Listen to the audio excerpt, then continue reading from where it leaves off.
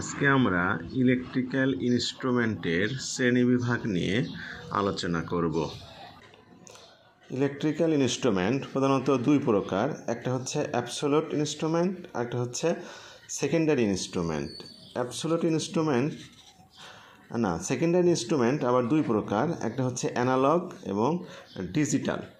Analogue instrument আবার দুই প্রকার, একটা হচ্ছে ডিফ্লেক্টিং ইনস্ট্রুমেন্ট, একটা হচ্ছে নাল ডিফ্লেক্টিং ইনস্ট্রুমেন্ট।